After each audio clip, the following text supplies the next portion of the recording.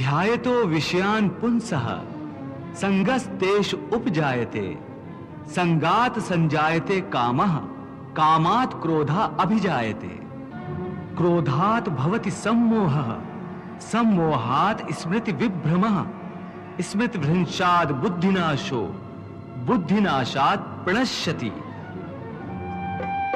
वाह, कितनी महत्वपूर्ण बात कही है प्रभु ने कि काम के कारण अंततः मनुष्य का सर्वनाश हो जाता है। परंतु भगवान, वास्तव में काम तो एक शक्ति स्रोत है, फिर वो सर्वनाश का कारण कैसे हो सकता है? हाँ देवी, आपने ठीक कहा कि काम एक शक्ति स्रोत है जिसके द्वारा मनुष्य जीवन में परमानंद को प्राप्त कर सकता है। परंतु यदि काम की शक्ति मनुष्य के नियंत्रण में न रहे तो वही शक्ति प्राणी का सर्वनाश कर देती है। प्रभु, आप ये कैसे विरोधी बातें कर रहे हैं? मैं सत्य कह रहा हूं देवी कि कोई भी शक्ति हो, यदि उसका दुरुपयोग किया जाए तो वो परम विनाशकारक हो जाती है और सदुपयोग किया जाए तो वही वरदान बन जाती है। इसी प्रकार काम की शक्ति जो वरदान भी हो सकती है और श्राप भी। भगवान, मैं समझी नहीं। देवी, काम के अधीन होने के बजाय यदि काम को अपने अधीन कर लिया जाए तो मनुष्य का जीवन सुखमय हो जाएगा। देवी, आकर्षण, प्रेम, वासना, ये सब तो काम के ही रूप हैं। जब उदात्त भावना मन में होती है तब काम प्रेम का स्वरूप धारण करता है, फिर वही प्रेम भक्ति का रूप धारण कर लेता है। परंतु जब काम के अधीन मनुष्य हो जाता है तब यही काम वासना में बदल जाता है और मनुष्य को पशु बना देता है।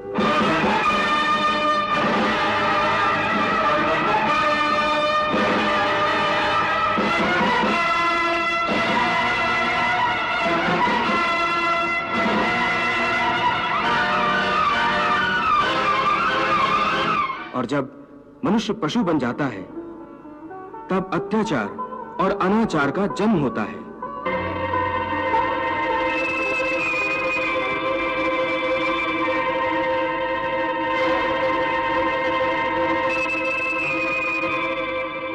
तभी काम जैसी शक्ति मनुष्य के लिए एक श्राप बन जाती है। इसलिए प्रभु अर्जुन को कर्मयोग की साधना के द्वारा आसक्ति का त्याग करने की शिक्षा दे रहे हैं। देवी, यदि आसक्ति का त्याग नहीं किया तो मनुष्य का पतन निश्चित है, क्योंकि आसक्ति तीव्र होने पर काम की उत्पत्ति होती है और यही काम मनुष्य को सर्वनाश की ओर ले जाता है। इसका अर्थ केशव, आसक्ति सर्वनाश का मूल है? हाँ अर्जुन, इसलिए तुम्हें निरासक्त होने को कह रहा हूं, स्थित प्रज्ञ होने को कह रहा हूं, क्योंकि स्थित प्रज्ञ की स्थिति निष्काम कर्मयोग की चरमावस्था है। हे केशव, कृपया स्थित प्रज्ञ का कोई स्पष्ट उदाहरण देकर समझाओ।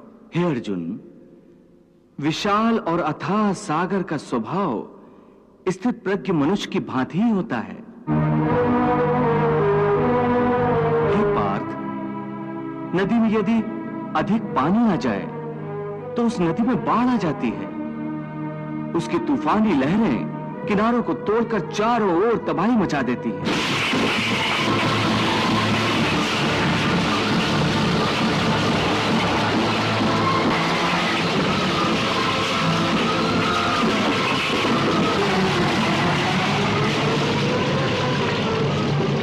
यह हाल एक क्षुद्र मन वाले व्यक्ति का होता है। थोड़ा सा धन, थोड़ी सी सफलता उसे हजम नहीं होती और धन और सफलता के नशे में चूर वो मर्यादाएं तोड़कर एक ओछे इंसान की तरह हरकतें करने लगता है।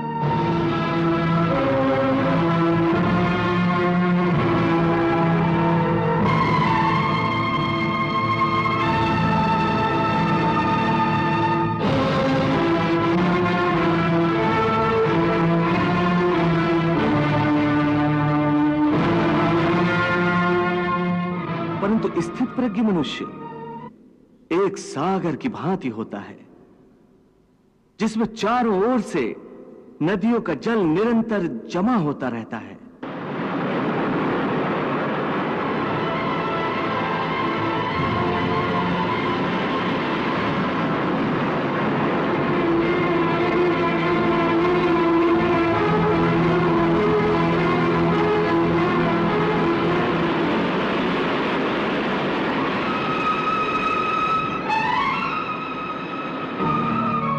परंतु सागर उसी प्रकार शांत रहता है। नदियों का जल उसकी गहराई में गुम हो जाता है और सागर कभी अपने किनारे नहीं तोड़ता। उसके अंदर जल का स्तर वही रहता है। यही स्थित प्रज्ञ की अवस्था होती है। इसी तरह सब प्रकार के भोग स्थित प्रज्ञ मनुष्य में किसी भी प्रकार का विकार उत्पन्न करने में असमर्थ होकर उसी में समा जाते हैं। अर्थात स्थित प्रज्ञ मनुष्य समस्त भोगों का उपभोग करते हुए भी आसक्ति से मुक्त रहते हैं। पार्थ, ऐसे स्थित प्रज्ञ को परम शांति प्राप्त होती है। ऐसे स्थित प्रज्ञ मनुष्य ही जगत का कल्याण करते हैं, लोक कल्याण करते हैं। सामान्य मनुष्य तो भोग की पदार्थों के पीछे दौड़ते हुए अपनी जीवन यात्रा समाप्त कर देता है, परंतु स्थित प्रज्ञ मनुष्य की जीवन यात्रा जन कल्याण का उद्देश्य रखती है।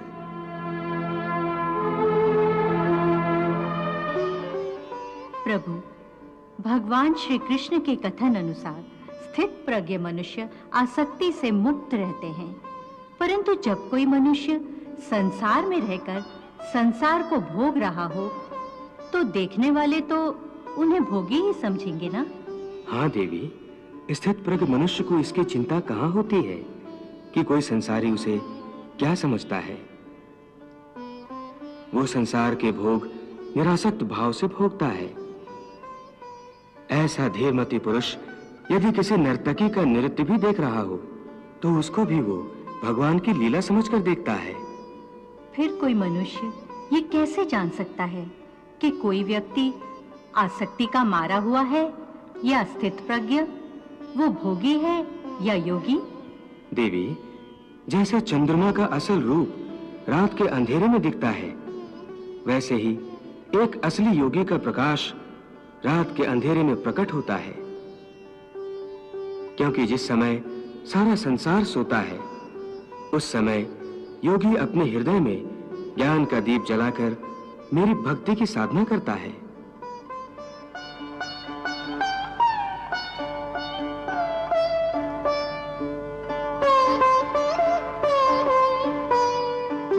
पार्थ, सामान्य मनुष्य रात्रि का अंधकार होने पर सो जाता है तथा सूर्योदय होने पर जाग जाता है, परंतु योगी की दृष्टि में देह का सोना जागना महत्वपूर्ण नहीं है। कर्मयोगी ज्ञान के प्रकाश को दिन तथा अज्ञान के अंधकार को ही रात मानता है। पार्थ, विषयों के बारे में अज्ञान रात्रि के अंधकार के समान है। संसारी मनुष्यों की रात्रि के समय अज्ञानी नाशवान सांसारिक सुख उपभोगों में व्यस्त रहते हैं।